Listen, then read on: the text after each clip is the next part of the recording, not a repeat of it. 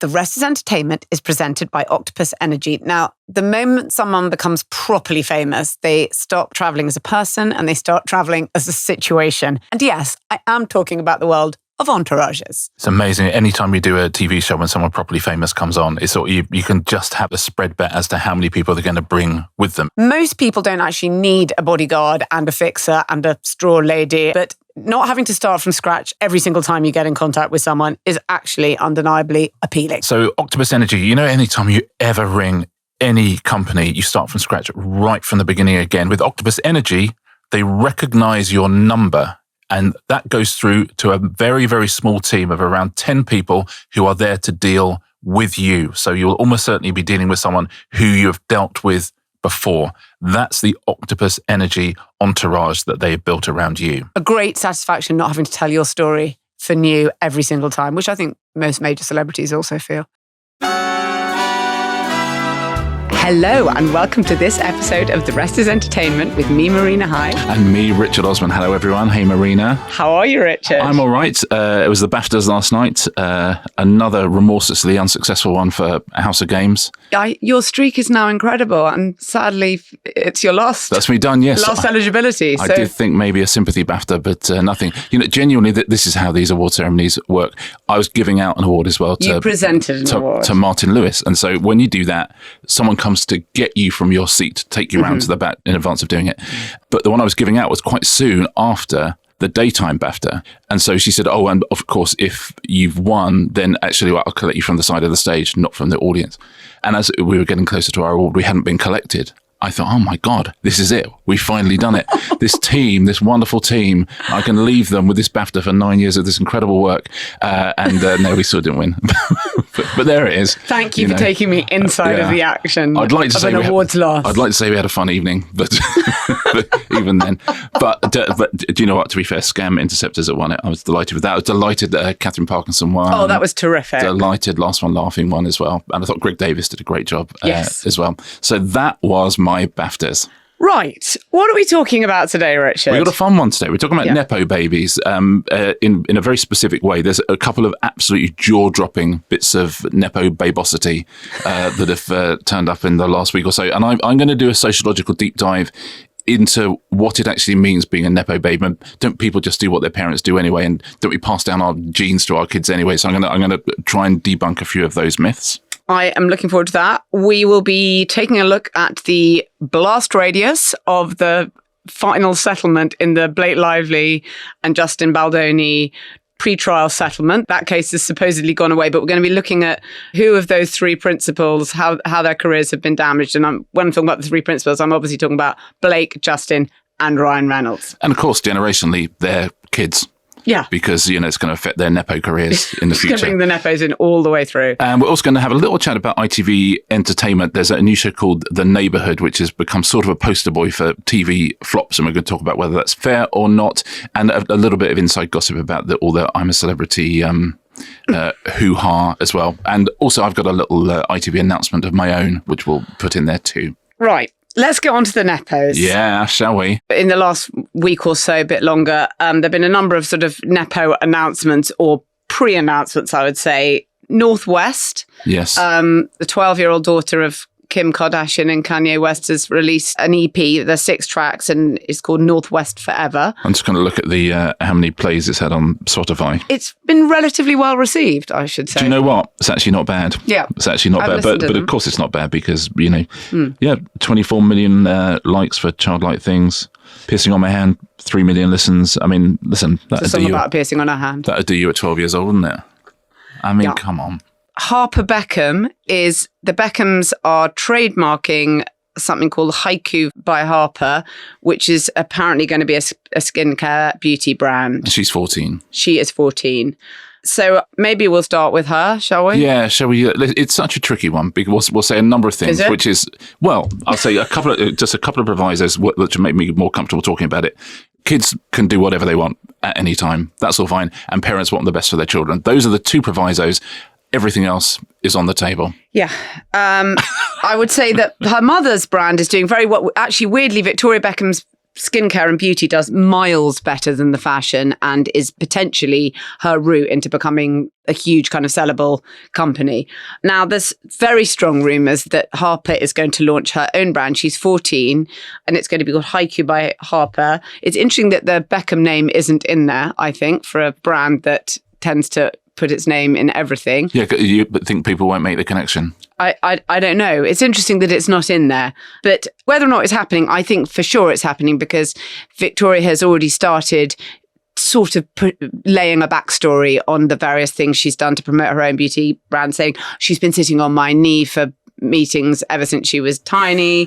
Oh, like all tweens, she ruined her skin by having skincare that wasn't ready for it. And she wants to create something that's particularly in that age space, as we know. I mean, we've certainly covered on the podcast before, although never enough, the phenomenon of sort of tween skincare and tween obsession with extremely expensive high-end skincare. Yes, which we didn't seem to used to need. I mean, as I, like to say to them all, your skin will literally need never be better than it is right now if you do nothing. And she's made a number of public appearances. She presented an award to her mother at a Harper's event maybe a year or so ago. But recently she was sort of on hand for a beauty launch that Victoria did during the school term, which, I don't know, in New York. Come on, I don't guys. know. Yeah, I mean, You can't miss double French for that. I mean, sadly, as I've said, there is a space for this. Yeah. Brands are now targeting under 10s skincare brands. You see people putting their daughters as young as 5 or 6, influencers with their own daughters doing unboxing of products. Yeah. I mean, it is incredibly bleak. Is she going to be a CEO at 14? I don't know. Is she going to be a billionaire at 18? So if you own a skincare brand, if you're Victoria Beckham, let's say you're a normal skincare brand owner, 2 decisions. Firstly, do I launch a skincare brand aimed at teens who don't particularly need it? Okay, so that's a choice. That's a choice that capitalism has always made, and they'll always say at the end, actually, yes, I do, because my competitors will do this, so I need to do it as well. And all I'm doing is serving a market. That's all I'm doing. If I'm not growing, I'm failing. If I'm not growing, I'm failing, exactly. So, I get that.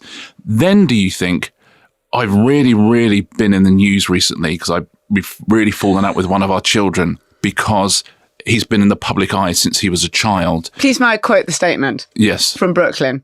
My family values public promotion and endorsements above all else. Brand Beckham comes first. Family love is decided by how much you post on social media or how quickly you drop everything to show up and pose for a family photo op. There'll be plenty of people listening to this in the car who will have 14-year-olds in the back of the car. And what an insane way to bring up a child. It is insane. There will be people, the last series of The Apprentice, the woman who won, Karishma, who was absolutely brilliant and had exactly this story. She had, trouble with her skin when she was a teen. Nothing worked for her. And so what she did, she went and got a degree in biochemistry and then has built a brand and then went on The Apprentice and won The Apprentice and is brilliant. She's absolutely sensationally brilliant. There are, and Victoria Beckham knows this very well, swathes of 14-year-olds who have issues with skincare products who are not launching lines because you can't. That is not open to you. You have a 14-year-old who has these issues and you can find a way suddenly to put that child in every newspaper in the country. Should you choose to do? No, you shouldn't choose to do. But it's what I genuinely, this is where I lose sympathy. I really, really, really lose sympathy. It's a child. Some people never learn. I'm so sorry. Have we not just seen what's happened?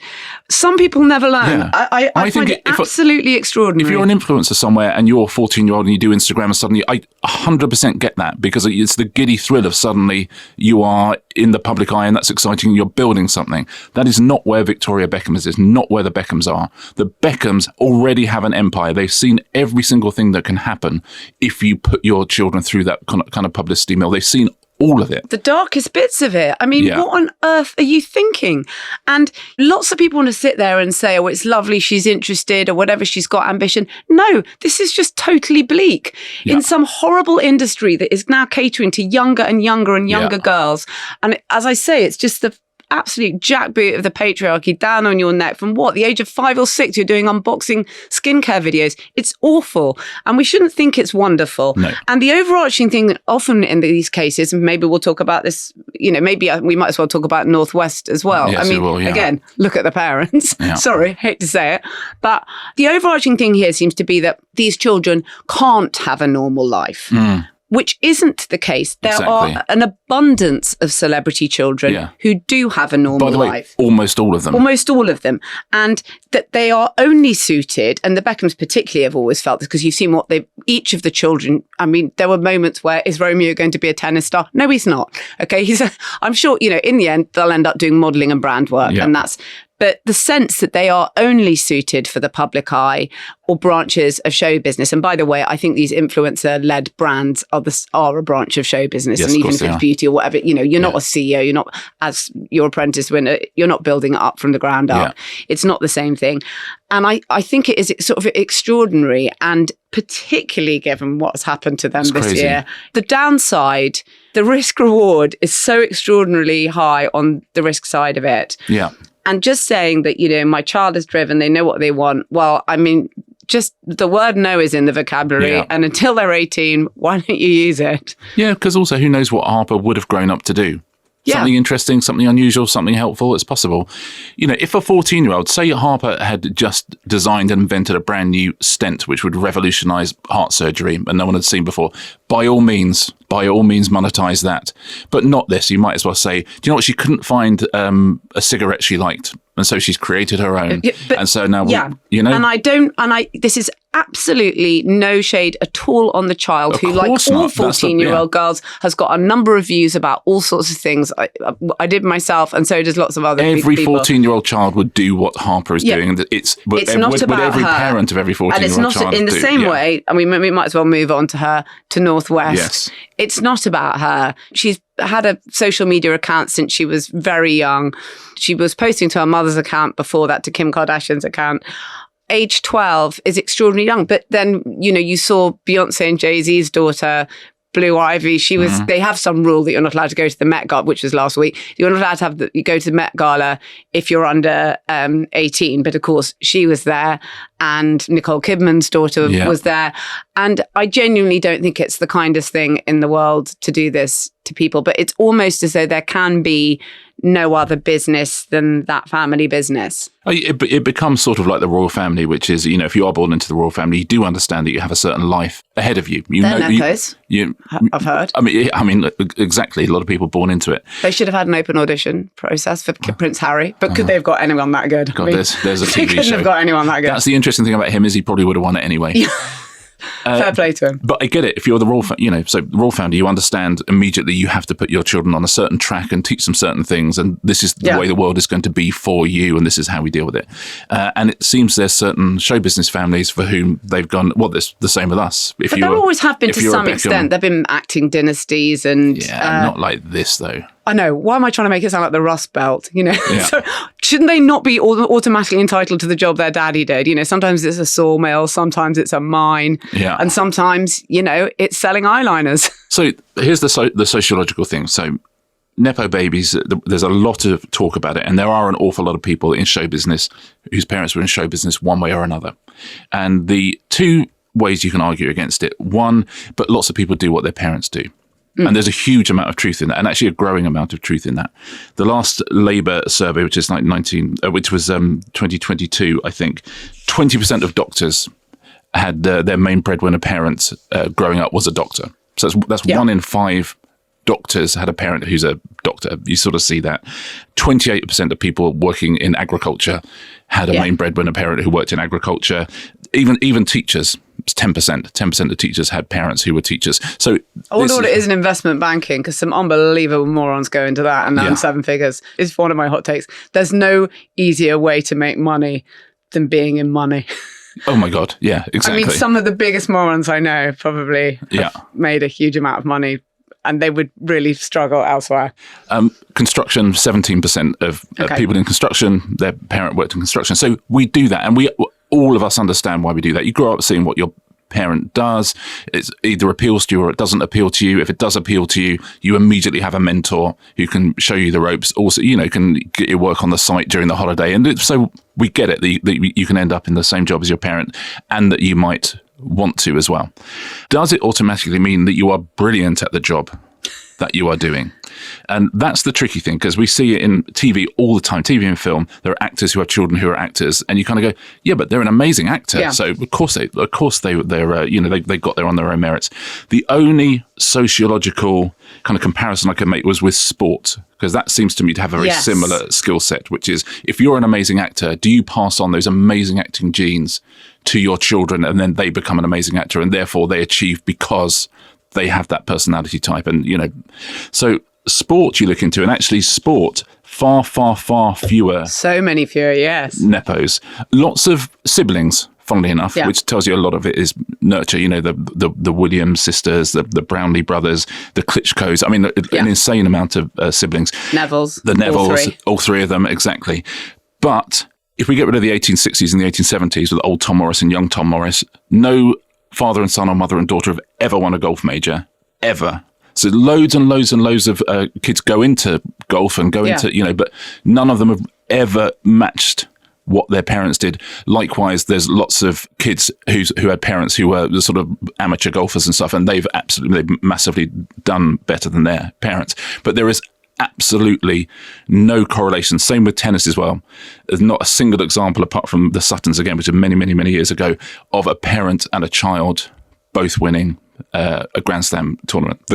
Sebastian Corda might do it at some point, but no examples of it at all. So absolutely lots of examples of kids who have the skill set, but they never quite match what their parent does. And that's the best way I can look at it. It's fathers and sons as well.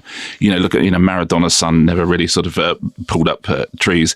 Erling Haaland, his dad was a footballer, but not kind of world-class footballer, Whereas in acting, there are so many parents and children who have won or been nominated for Oscars.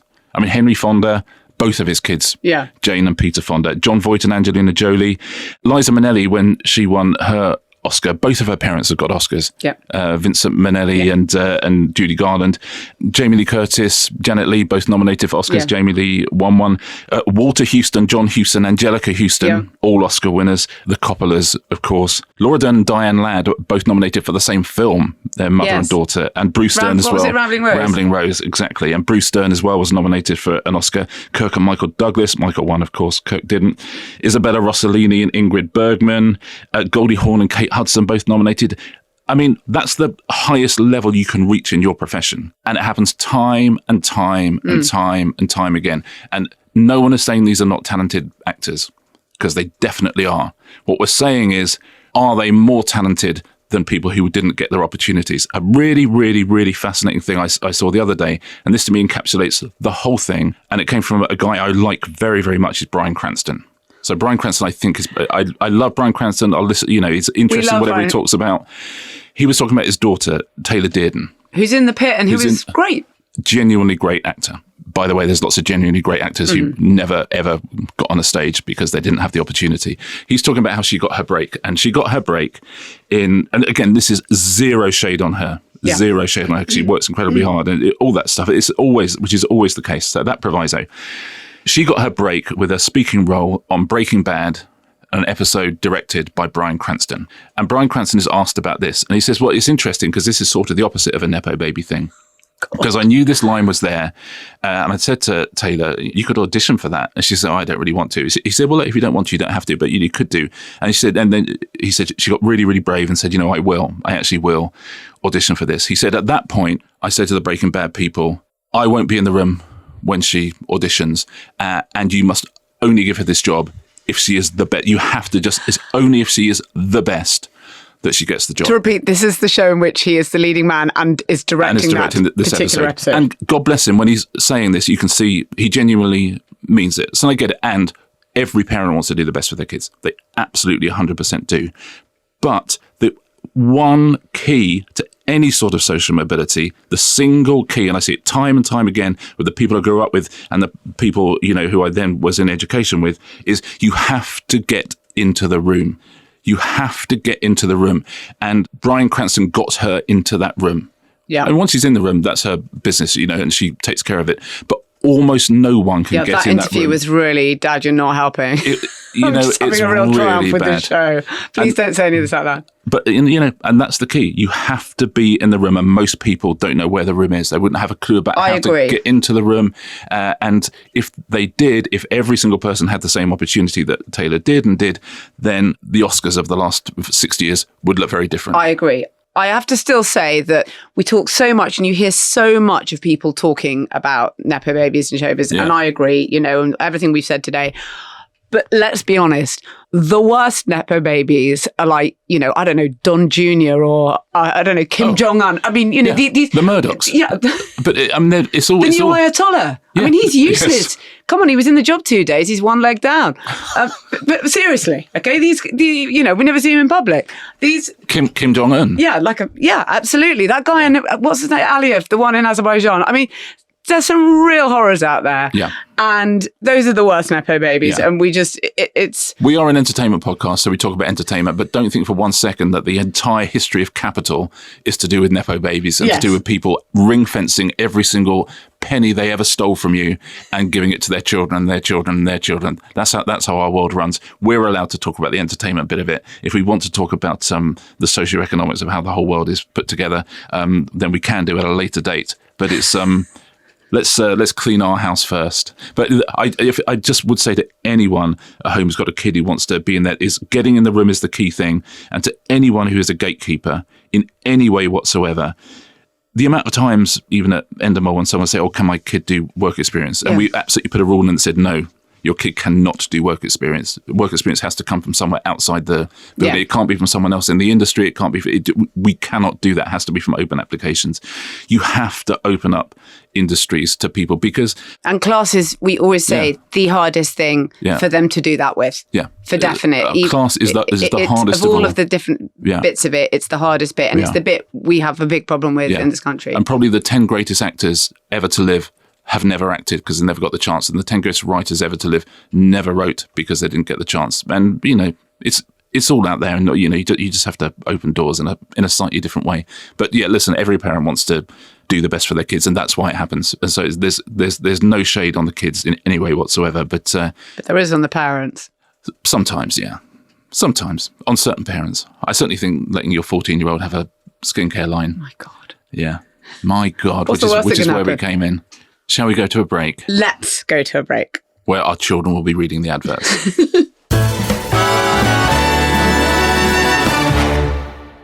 This episode is brought to you by Lloyds, who you can rely on to keep life running smoothly. Now, you know what isn't celebrated enough is the behind-the-scenes work that makes successful entertainment seem so smooth.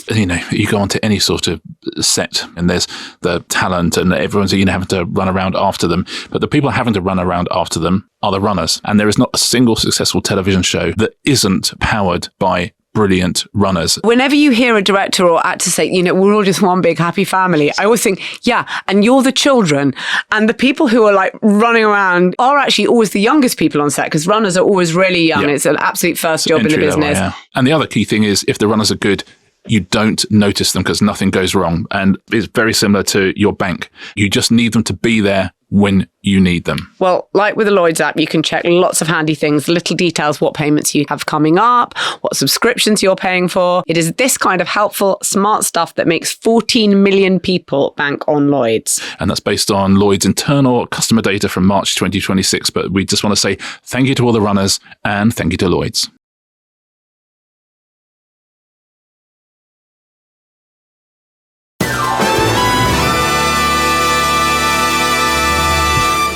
I think this is a great question from Khalid Saeed. He says, as someone who's been extraordinarily famous for possibly the longest time of any famous person, can you describe how being famous has changed in your lifetime?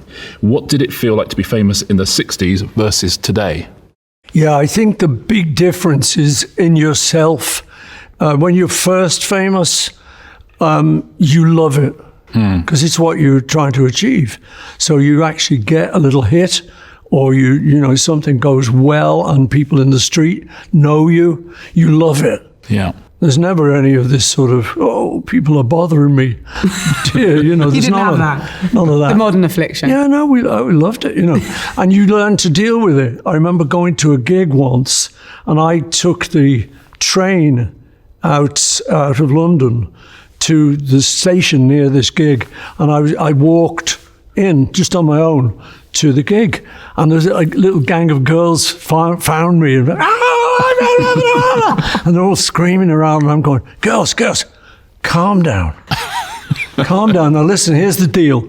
If you keep quiet, I'll do your autographs. We'll walk in, and it would be great. So you learned how to deal with that, and they got it, and they were very good, and realized they'd get some special time, As time's gone by, the times have changed. So now, phones. Yeah. Phones. So if I meet someone, it's like, oh, and they're reaching for their phone, And I say, I'm sorry, I don't do pictures. And that is like radical these days. Yeah. Because I told that, I'm name dropping now, I told that to Oprah. She goes, you don't do pictures? I said, no. I said, why? I said, I don't want to. And it's like, it's as simple as that. Welcome back, everybody. That was a small part of our interview with the legend, Paul McCartney. Sir Paul McCartney. We absolutely loved doing it. He was a complete joy. That is available for everybody on Thursday, but if you can't wait, it's available for members now. It's so nice doing those interviews with listener questions rather than our own. Yeah. It's a really nice vibe to doing an interview, I think. Yes. And so have a listen, see if your question. You get to ask some quite cheeky ones, which I might have not actually asked myself. Let us talk about Blake Lively and Justin Baldoni settled their long-running feud, which was in 2 weeks was going to come to trial. Yeah. They settled it last Monday. And she appeared at the Met Gala completely unexpectedly just a couple of hours later. I don't think it was settled for any money. There was a statement which I have to say I find completely hilarious. I mean, this is without any question, the defining Hollywood feud of the era. You love a statement as well, don't you? Okay, well, I love a statement. This is a statement. The end product, the movie It Ends With Us, is a source of pride to all of us who work to bring it to life. Raising awareness and making a meaningful impact in the lives of domestic violence survivors and all survivors is a goal that we stand about. It's like, wait, that's what this was about? I'm so sorry, because it didn't feel like that for a while. But just as a reminder, very, very brief reminder, started off with behind-the-scenes conflict of It Ends With Us, which was the 2024 movie adapted from the Colleen Hoover bestseller, was a smash hit. Baldoni's a sort of male feminist who wrote and directed it and starred in it. Blake Lively, who's a bigger star, also starred in it. Very quickly escalated into suits of sexual harassment and countersuit, smear campaigns and all this sort of stuff. It will have taken 8 figures in legal fees to get, even before we started the trial. Being a lawyer is a grift, God, it's isn't such it? a win, isn't it? Why is that paid so well? But genuinely, why is it? But I've never understood why it's paid so well. Don't you think that of all the jobs that is vulnerable to AI, it's surely one of these incredibly expensive on the clock things that are, I don't know. I mean, I think that will be, it'd be interesting to see what happens there. And if I was a lawyer, I would just start a law firm that charged half the money. Yeah. Because I still think you're making a lot of money. Yeah. And you're making 5 million instead of 10 million. You'd still be getting 7 figures. Yeah. Today we're going to talk about how this has affected the careers of Blake Lively, Justin Baldoni, and in my view, as I said, the third principal, Ryan Reynolds, who's Blake Lively's husband. Should we do Justin Baldoni first? Please. On the basis that it will take the least time. I still would not recognise him if I passed him in the street. Okay, well, that to me is the most interesting thing, because it's one of those things where the case has been going on, so what, the movie was a hit, whatever. Sorry, who the hell is this guy? He's like a clean skin. He came from nowhere. He played a sort of telenovela character from 2014 to 2019. He was a sort of male feminist. He seemed to have done some TED Talks. I mean, he proposed to his wife, I discovered.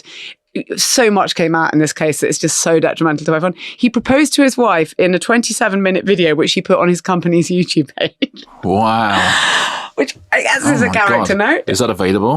Yeah, yes, you can see it, I think. I think it's still available. As for what will happen to him, I mean, at the start of this, I said, bye-bye, Justin. I stand by that particular verdict. Maybe he'll direct some low budget something or other. He's kind of an ick. I have to say, I read through it. I think he behaved in a creepy way. I read all of the stuff of this case over the long period of time it's been running. Yeah, I think on my judgment, some of the behaviour and his own messages and his emails. Gotcha. I don't love it. So obviously the case was taken up bizarrely in the way that our culture will work now by sort of conservatives and alt-right figures. So maybe I don't see him as going in that kind of slight like, oh, Lawrence Fox, this is the only place I can get work, or like Kevin Sorbo, former Hercules, starring in those type of movies. I don't really see that. So maybe he'll direct low budget things, but I don't think we're going to be hearing a huge amount more from him. Blake Lively, it's fascinating. Really big and Gossip Girl on TV, but this is her step, and she's obviously married to a huge star who we're going to get to. This was her step up to the top A-list, I think, really. From the discovery, which is the legal process via which we get all the emails related to this case. So before she even launched her actions and her sort of her campaign against Justin Baldoni, we now know what the Sony executives were saying about her. The Sony, the people who bankrolled the movie. The chair and CEO of Sony said she did bring it all on. This is before it's become Lively v Baldoni. They never think these emails will be made public. She did bring it all on herself by refusing to listen to advice and by selling her products. Remember, she used this movie about domestic violence to launch her new hair care range. The head of comms at Sony, she orchestrated all this drama in a totally unsavvy and amateur way and basically threatened Sony, and now is mad it backfired on her. Another Sony executive, this is my favourite one because this tells you everything about the entertainment industry, privately writes in emails describing her as a fucking terrorist. When the movie comes out, writes to Blake, 50 million, your blood, sweat, tears, brilliant smarts, heart and soul in every single frame. My God, it's incredible. Thank you 50 million times, and it's only Saturday night. Wow. God, Sony executives must really love seeing their emails in public because... How are people still writing things in emails? But remember, again, it's all before she launches the legal action. Says it's quite ironic because she has a huge hit movie headed to 300 million plus, and she'll probably never work again or not for a while. Although even Hathaway recovered. This is the CEO of Tom Rotham's CEO at the time of Sony Pictures. Tom thinks she's probably and bizarrely unhorrible right now. This is before anything became public.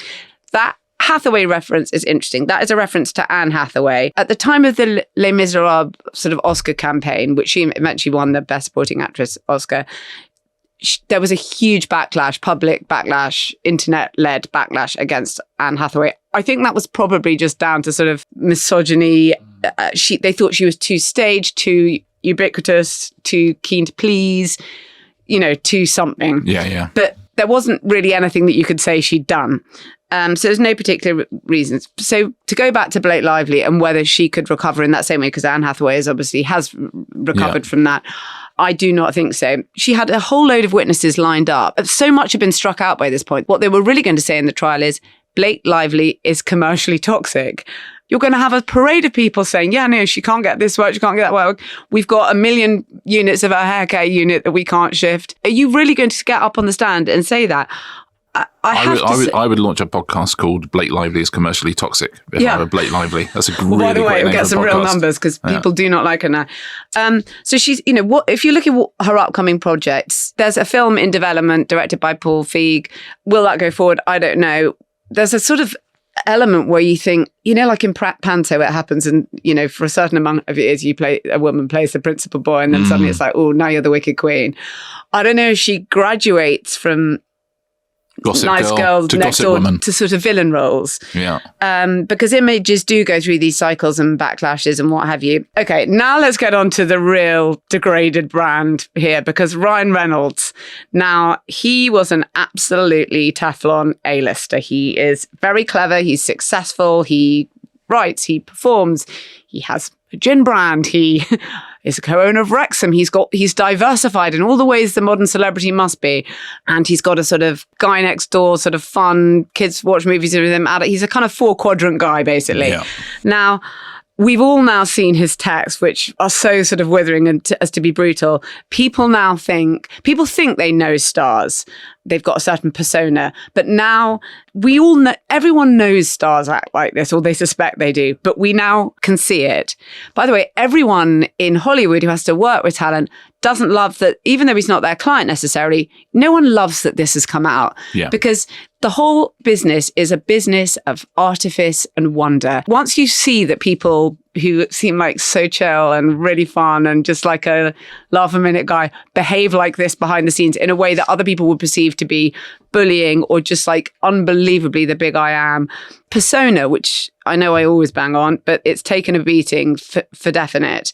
I think that settlement was to salvage him more than her, because I think she's regarded as a busted flush now, but you've got to protect that investment. Do you think Taylor Swift, her former best friend forever, all eyes on the Taylor Swift wedding, because if those two aren't at it, that's not going to... Oh, really? Oh my gosh. I mean, that would be... I mean, I'm sure they will be. But we're almost at move to the Cotswolds territory, if I can say.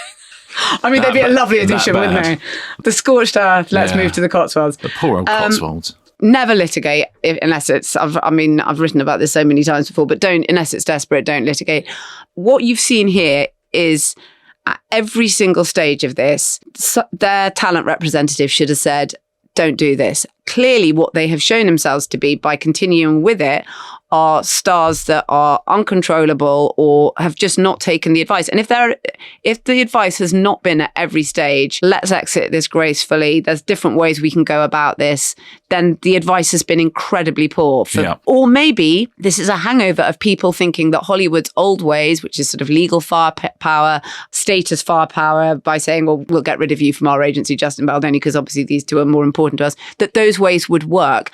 And that actually the really uncontrollable thing in this case, even though the stars might have seen it uncontrollable, is the internet. And you can't predict where it will go, and you can't predict backlashes. Maybe you can, who knows, synthetically stir them up, but you don't want to get into one of those cases because, again, the risk reward is not a balance in your favor. Because even 20 years ago, we never would have heard a whisper of this. No. Absolutely would have disappeared. A couple of lawsuits, blacklisting, everything dealt with. Certainly 40, 50 years ago, I mean, this stuff happened all the time, but now you can't hide anything. Everyone who has lost here, except potentially Cotswolds estate agents. Who could be in for a big payday. They always win. Why not just be a lawyer or a Cotswolds estate agent? That's just seems like that's the right move. Yeah.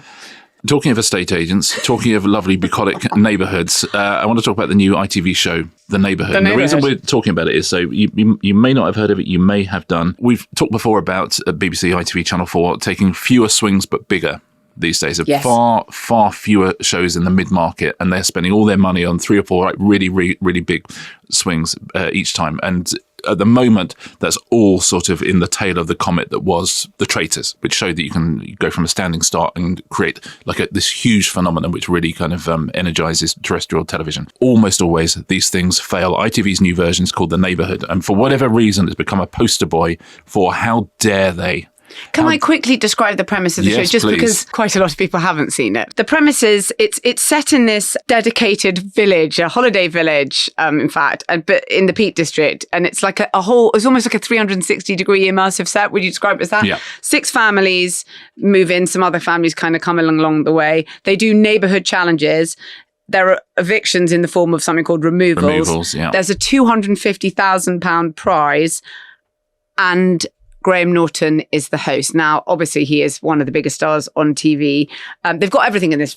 There's a town square, there's a pub, there's a cafe, all of that sort of stuff. It's a primetime show. Yeah. It's now already been pulled from primetime because it was doing so bad. It was getting 500,000 viewers, which is not what you would wish for. And I mean, it's replaced by things like, Speak the Chasers, celebrity versions, and Davina Show on repeat, which are getting higher viewers. Yeah, it's very difficult because there've been quite a few shows. We should say that, by the way, this is not alone. And in the old days, it would have failed with 4 million viewers. It would still have failed. I don't think but now it fails with 500,000. There are lots of shows like The Fortune Hotel or The Inheritance, Rise and Fall was that one. Yeah. That various shows, these big swing shows that have not worked. It's interesting. I mean, talking to people, within that business, sort of saying, well, it's easy to forget that sort of 1 in 10 maybe works and becomes a big thing anyway, and that nothing can have a chance really now beyond a first series, which is something different than would have happened before. it's no longer the case that people will turn up, even if you've got one of the biggest names, best loved names on TV, Graham Norton. They don't feel they have to until people say, have you seen that thing? That's good. Until they've had a recommendation from someone or something, some outlet, something they trust. Yeah. They don't actually turn up to look. Well, there is only one way to draw people in, that's to make a show that people want to watch. And, you can start on 900,000 and then your second episode. I mean, don't forget when Traitors started, the overnights for the first couple of episodes were terrible. Yeah. I mean, really low. And everyone was like, oh, no, that's bizarrely, annoying. it became a huge show catch-up even after the final had aired. But if people, it's like anything. It's like a book. It's like a song. If a few people watch it or listen to it and like it, they'll recommend it. And that's how a show grows. Every single person making these things wants this to be a hit. The pedigree of the show, it's not just Graham hosting it, and is absolutely one of our best presenters. It's Lifted, who make I'm a Celeb and all sorts of shows, and The Garden, who make 24 Hours in Police Custody. I mean, it's really amazing chops. I think the format is perfectly acceptable. It's sort of like Big Brother, but for families. I mean, that's an interesting pitch.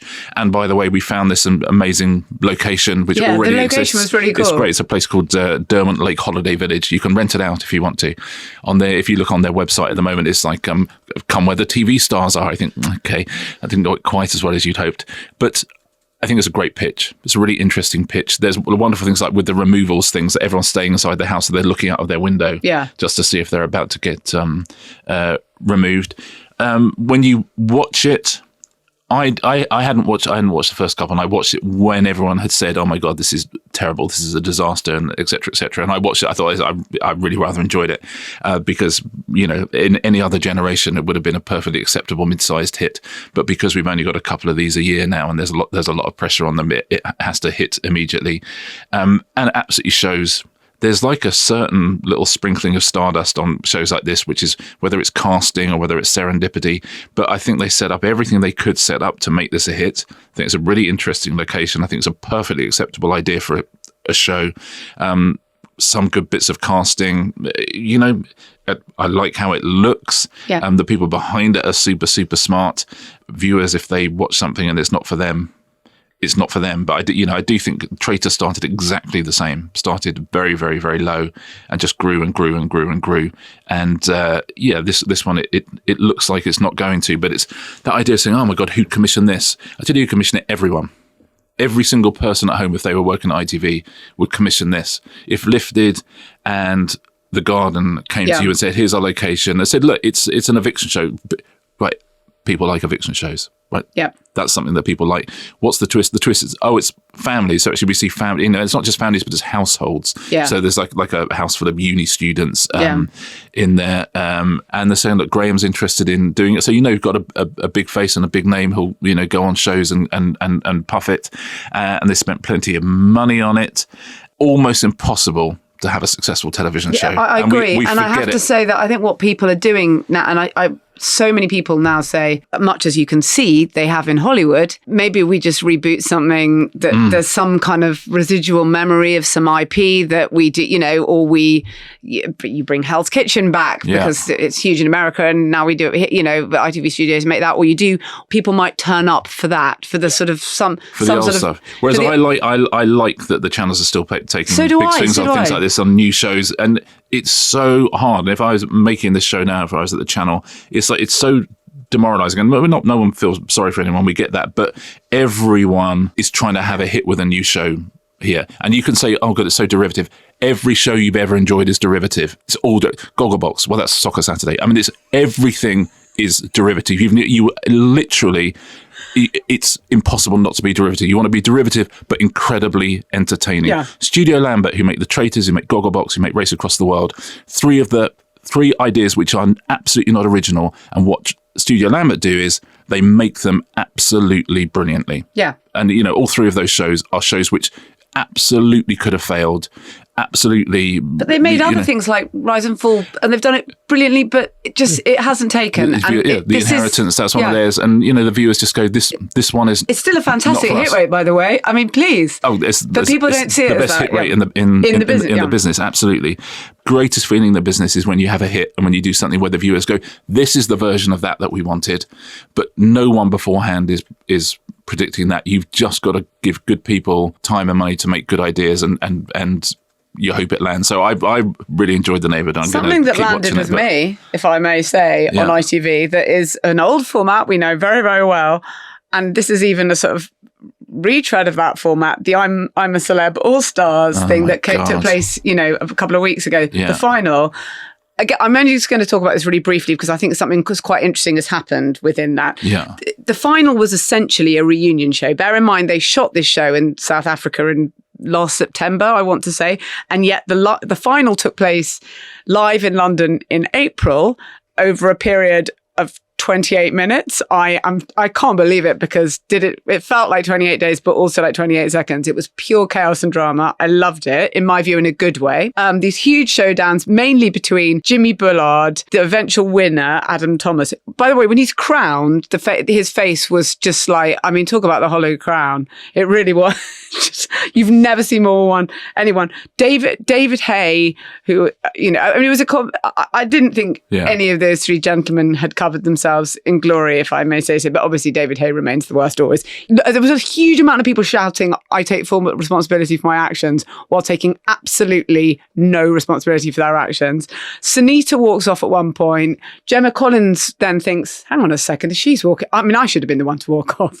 And then this extraordinary green feather confection flounces off after Sunita.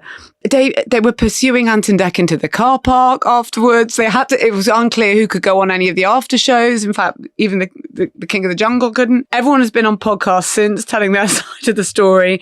The reason I'm going to say I loved this, first of all, is because it was absolutely hysterical. But you see the afterlife of it rolling on. That is something quite new. That's something that is an old format. We know it's an old format. And this is very American, what's actually happened. This whole idea of effectively a reunion show when something's been, which is what the Housewives do, it's huge. These reunion shows are the biggest things. Everyone's waiting for the reunion show when they've all seen how they've been portrayed, which didn't used to exist. That's the key. So normally on I'm a Celebrity, you'll have a reunion show. It'll be the next week and people haven't really been able to catch up with everything. This is months later, so everyone knows exactly how they've been portrayed. They've seen every single bit of social media comment and they are absolutely ready to go at each other. David Hay claims to be, it was claimed that he was suing ITV for £10 million for giving him a villain edit. He's now said, this is absolutely ridiculous. I would never sue for that little money. It's much, much more. The whole thing is just pure poetry. But it's very American, that. And to have done that until suddenly, and when things escape the bounds of the show, and then you realize that oh my God, this is sustaining about almost, 2 weeks on, it's sustaining several of our leading podcasts. The fallout from people turning up and saying all sorts of things on it. Shows like this now have to leap out of the confines of the transmission slot, and even they sort of need to be happening and to be kicking off all the time. You talk to everyone who's working on that show and it's literally hilarious. People who worked on that 28-minute thing just going, the phone calls they're making, everyone going, is this okay? Is this seems like something terrible has happened? And remind me what our duty of care rules are. By the way, you can still watch this on ITVX. It's and as I say, really good watch. How can it only be 28 minutes? It's hysterical. It's absolutely hysterical. Jimmy Bullard just shouting at the audience, that, sorry, for us, this is just a job. For us, just so unlikable. He was once on Pointless Celebrities and we'd go and talk to everyone beforehand, Jimmy Bullard. And I shook his hand. I said, hi, Jimmy, I'm a Fulham fan. And he goes, oh, really? I used to play for Fulham. I said, yeah, that's why I told you. Exactly that. Can I make an ITV announcement? I wanted to just say, can you? I can indeed. So I've left the House of Games and Pointless and all of that. I wanted to do a bit of TV, and people pitched me various quizzes and Studio Lambert. Funnily enough, though that's not why we were big in the mucks. We slagged them off as well. We talked about Rise and Fall as well.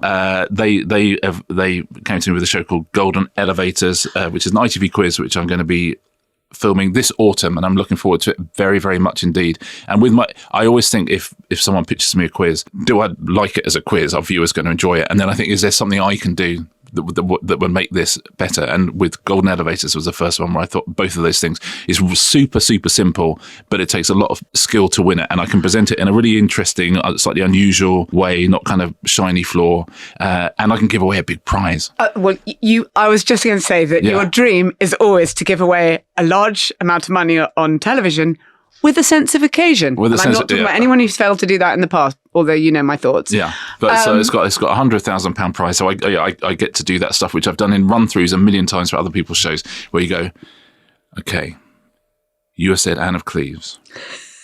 Marina, if Anne of Cleves is correct, you're walking away with £100,000. If it's wrong, you walk away with nothing. Okay. I haven't breathed in that bit. You know? So that's the thing that I want to do, and this show gives me the opportunity to do that. It's a really fun show, and you know everything fails, etc., etc. But I'm looking forward to doing it very much. Autumn schedules, Richard? I don't know actually, because we're filming it in the autumn. Oh, right, okay. And it's Studio and Amber and Talbot, the team behind the Traitors, and so the Americans and the Brits and various other territories will do it at the same time. But yeah, we've been doing loads and loads of run-throughs the last couple of weeks, and it's really fun. Every version of it has been This is completely different. Yeah, I mean, listen, we shall see, but it's nice for me. And it's 8 episodes rather than the 110, and I can do that and write as well. It's a different number. It is a different number, exactly that. Any recommendations this week? I am loving Legends. Oh, that's what I was going to recommend. I'm sorry, no. but why would we not? Now people are only going to get one recommendation. Okay. Well, Legends is written by Neil Forsyth. I love Neil Forsyth. I love him so much. Did the Gold. If you love the Gold, and I certainly did, God, that was and so it's good. with the same team. He did the Gold with Objective. I was sat across the aisle from Joshua Maguire from The Gold, and I was like, oh my God, I was so excited. And anyway, you don't need to know that. Well, but, I love that it's show. a fantastic cast. Steve Coogan's sort of the lead, but it's long and strong, this cast, and it's about undercover customs operatives in the 80s going undercover to beat heroin smuggling rings, and it's sort of based on something that's real but has never really been talked about, and I just think Neil Forsyth is brilliant. The way Objective makes it's fantastic. It's just a great crime story. I love it. It's like if Guy Ritchie had a sense of humour. Yeah. But you know what I mean? Like there's stuff in there really early on where you go, it's just a great gag. It's believable. It comes from character. There's still tension, all of that. Exactly but it's absolutely real people talking in a real way. Both series of The Gold, I loved. And this is, that was on BBC. This one's on Netflix. Yeah. So let's recommend both of those. Yes. Yeah. That about wraps us up. We will be back with someone you will have heard of on Thursday. Sir Paul McCartney. Paul McCartney. We loved interviewing him. If you want to listen to that beforehand, it's therestersentertainment.com for membership and ad-free listening. Otherwise... And apologies once again for having no visuals in this episode. We are very sorry we have no video in this episode. But lovely for people who only listen who only ever listen. Because it's like everyone's on a level playing field. I just want to say I looked incredibly hot, maybe my best ever, but fine. Yeah, I was wearing. You know what? I thought just for once I will wear a top hat. Yeah, but now I feel like it was a curse. It's just wasted. Yeah. Next week, hatless. See you on Thursday. See you Thursday.